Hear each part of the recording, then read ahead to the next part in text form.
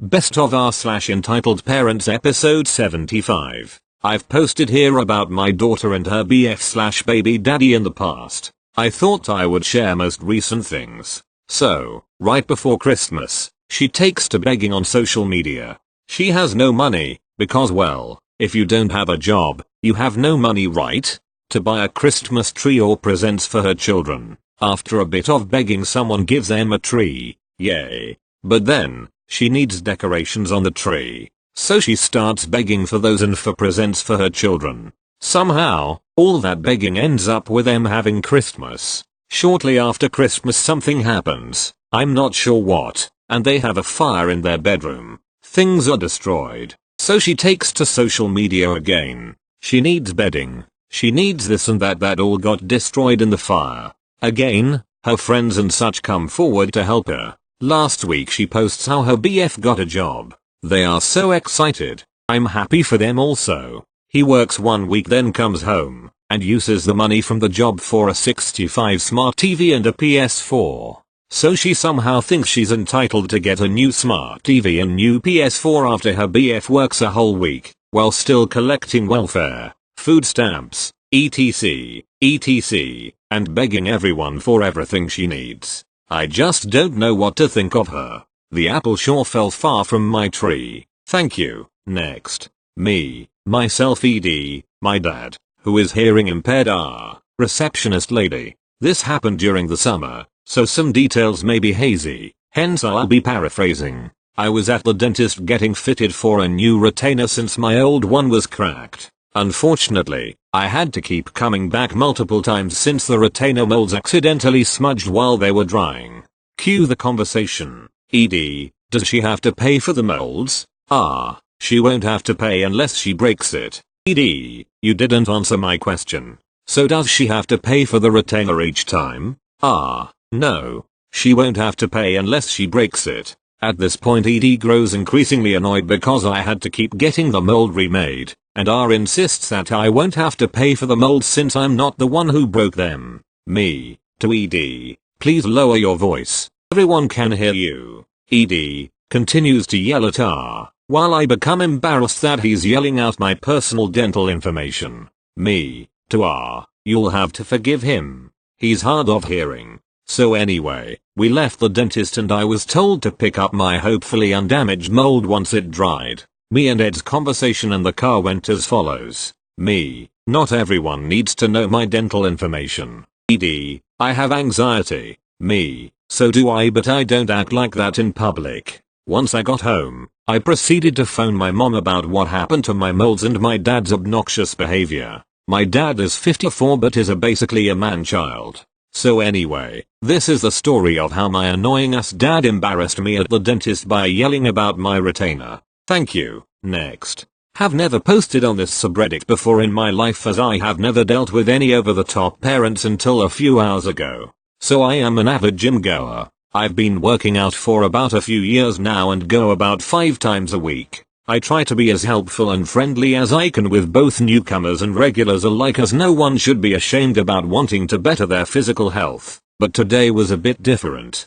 So it was leg day, best day, today, and I was starting to load up the hex bar/trap bar, whatever name you prefer, with my starting weight when I noticed 2 kids running into the weight room. Now this is a little bit understandable as this is a newly added on section and many people come in with their kids to check it out before they send their kids off to the children's area. Sadly there was no mom/dad to be found in the room, and this area is 18 years and older and less supervised. Shrugging it off as I am almost done being in there, I went back to my deadlifts. The next couple of sets went okay and I was on my last set with around 4 plates, 405 lbs/183 kg. On the bar. As I was in mid-rep, one of the kids comes up and pushes me from behind, causing me to fall forward, round my back and break my proper form. During my fall I noticed the kid laughing on the ground behind me, so I did my best to hold on to the weight so it would not fall on the kid and cause him serious harm.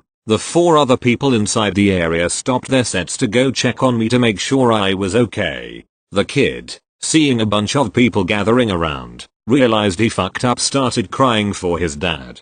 As I was getting help to my feet and guided to a bench, In walks this middle-aged man in dirty work clothes looking pissed off. He stomps right up to me and proceeds to go apeshit on me. According to him, I pushed his kid down and was trying to hurt him. So here I am, laying on my stomach in pain, yelling at a middle-aged man for his lack of parenting. Something don't call me a bad parent, something calling cops for child abuse, something kicking my ass. As I was laying on my stomach in pain, trying and relax my back muscles, it wasn't until the 4 others started offending me that he figured out his kid possibly caused me major spine injury, that this dad, if you could call him that, in his infinite wisdom decided to grab his kids and leave the gym. After he called the cops. So the cops come to the gym and ask everyone around some questions after being told that the one who called them left.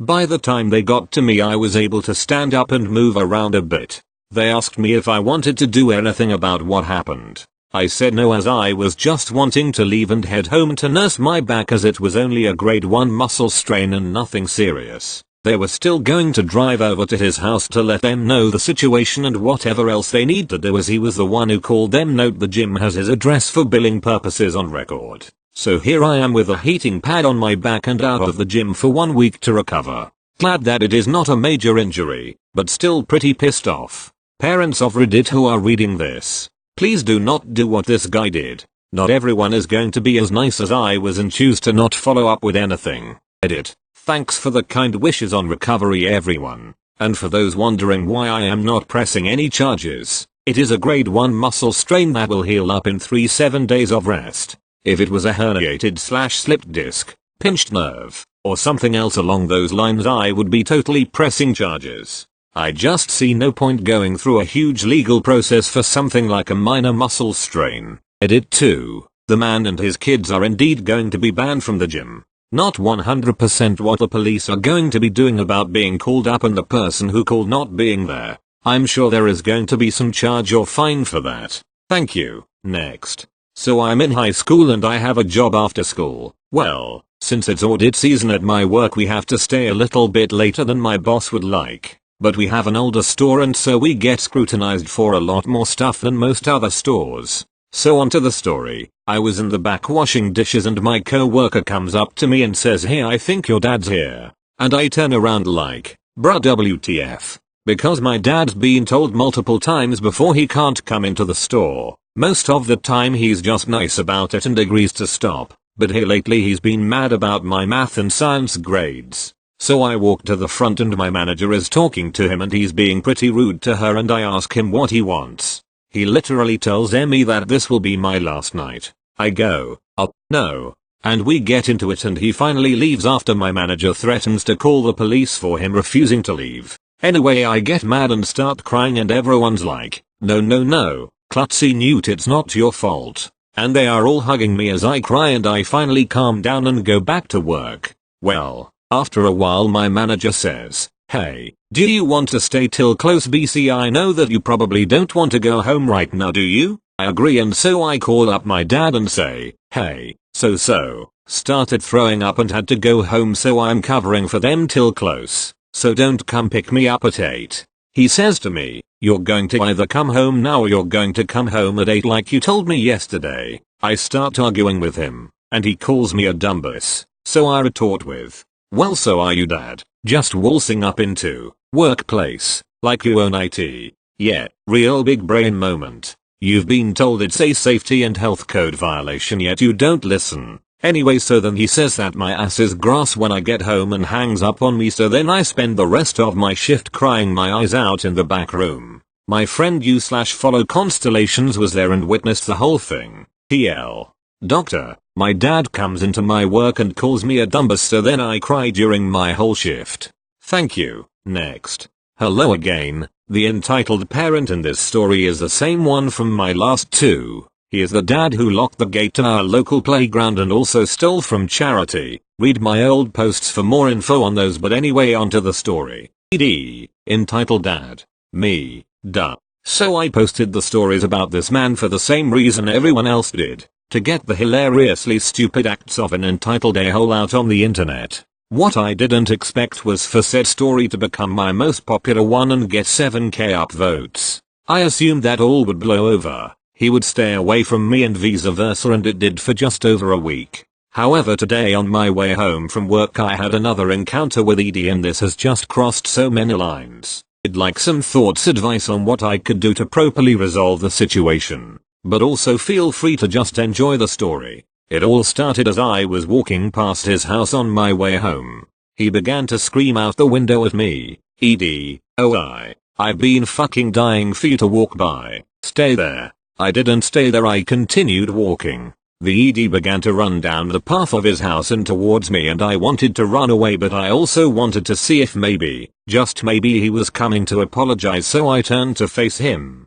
And then he fucking shoved me to the ground. "ED, I saw your fucking story about me, dickhead, and either you take it down or else." Me, as I'm still on the floor wondering what just happened. "What are you talking about? What story?" ED then pulls a scrap of paper out of his pocket and reads me the title of my older story. "ED, that one. I know it's about me, and I know that you're the dickhead who wrote it, aren't you?" Me, "Yeah, that was me. You broke the law and gave me a good story to tell, so I told it. What does it even matter? I didn't give your name or address away. No one knows where I live or who you are, so it doesn't matter." At this point I've stood up, so I take a step back just in case. ED then begins to shout, "ED, I did not give you any sort of permission to write about me, so you need to take it down now or else I'm not going to ask you again." If he had asked me politely, then I might have done, but no way was I taking it down now. I scoffed and took another step away. Me, "I'm not doing shit. If you don't like it, don't read it, simple as that." ED then tried to shove me again, so I turned and started booking it. All I heard from behind me while I ran was the ED giving me one more mouthful, and this is the part that got me big time. "ED, you better not send your fucking kids this way if you know what's good for them." It took me a moment because I don't have any kids. It wasn't until I got home that I realized he was talking about my niece and nephew. I wanted to call the cops and report him for making threats, but it would be my work against him. What he said has pissed me off more than anything else ever. I love my niece and nephew to the moon and back, and I want them to be safe to go to the park without him trying something. Thank you. Next. Context. I live in the UK. I have twins. There are certain companies that appreciate the added cost of having twins and will provide a discount on their products and services for this reason. Some don't advertise this, so it's always good to ask. To the story, a local child-based activity area is having an event next month. They start advertising but don't state prices, so I contact them to get details. Me, "Hi, I was wondering how much it was for admission to this." Them, "It is per child." Me, "Okay, thank you. Do you offer discount for twins?" Them, "No, we do not offer discount at all. You pay the admission price for every child." Me, "Okay, no problem. Thanks." Now I'm pissed off. I was not demanding a discount, it was merely an enquiry. But the attitude that went with it makes me not want to spend my money there. So yes, I may be an EP because I asked if they did a discount. But I'll quietly take my business elsewhere and not be a Karen about it. Thank you. Next. Happened years ago on a flight from someplace in Florida to Columbus, Ohio. This was literally the trip from hell for a family wedding. Witnessed a car accident. Saw two people nearly get arrested in the airport for fighting. Our plane ran out of backup oxygen and required everyone to get on and off twice. The airport had to go on lockdown because the president was landing. A junior bridesmaid hid the marriage license and it took an hour to find. The makeup artist was a no-show, so I did everyone's makeup. That is not a strength of mine. The groom's mom changed into jorts for the mother-son dance and she did it cause this wedding wasn't going to count.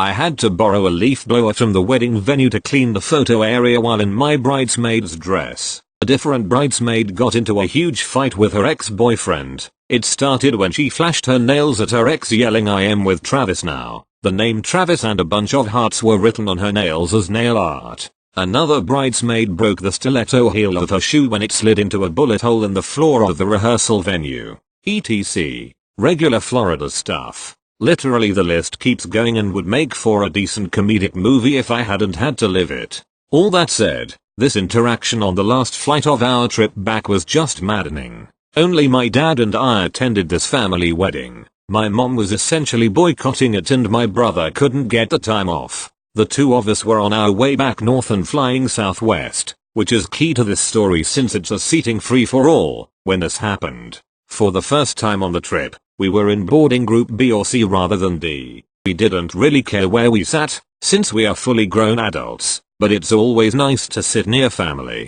We ended up picking a set of seats towards the back of the plane and noticed this poor guy sweating bullets. He looks terrified. The whole thing was a little alarming until a flight attendant walked by and asked the man how things were going. Turns out he was scared of flying. After hearing that, the flight team took mercy on the guy and let him board early. To help settle his nerves, they picked him a seat in the last row of the plane, saying it was the safest part of the aircraft in an accident. Putting him there also meant the flight attendants would be seated nearby and could help if something went wrong. I'll call this guy T. Not much later, next boards this witch, W, and her awful father, AF, which appears to be pregnant though not alarmingly so, if that makes sense. She's snapping her gum loudly, a tic of mine, and starts complaining about the lack of remaining seat options. Rather than take the row of seats in front of my father and I that were open, she turns her eyes towards T in the back row, which to T, hey, so, I was told by my doctor that I have to sit in the back of the plane. I'm going to need you to move. Right single quotation mark. T, literally just looks at her confused and shakes his head no. Which, starts whining, but I don't want my baby to be hurt. Why would you do this to us? Right single quotation mark. This goes on for a minute or two with AF glaring at T. T is literally panicking now and grabbing his stuff. He shuffles out of the way and ends up taking the row in front of my father and I. Since the witch and AF are now behind us, this is what we hear. Which, thank God that guy moved. These planes always have the best leg room is in the back. Side note, what? And I way overpacked.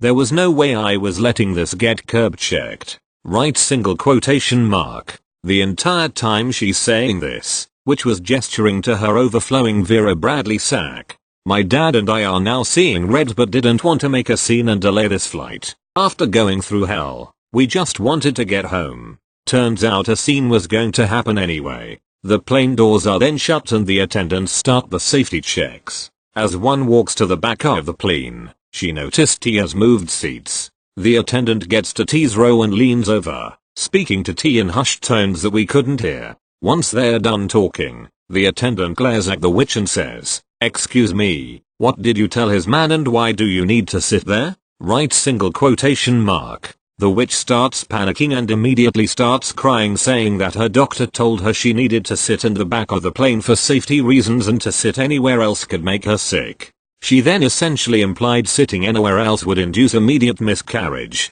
WTF. That's clearly a lie and the flight attendant is starting to lose her temper. She too was on T's side and being forced to move didn't help matters. The flight attendant starts pushing back saying, "If you're so high risk, why are you even flying? Do you not want your baby?" Right single quotation mark. In response, the witch then starts screeching unintelligibly. The only stuff that made sense were the phrases, "You're gonna get fired, you dumb bitch, I'll sit where I want, and my baby is more important than you." Right single quotation mark. While witch is screaming, AF has started digging around in his bag ominously and yelling something along the lines of, "If this baby dies, it's because of you. You're going to send her into labor, you bitch. I won't let you kill my first grandbaby." Right single quotation mark. Since everyone is seated, except for everyone screaming, one of the other attendants runs to the back, clams down the yelling attendant and tells everyone to just sit if we want to take off.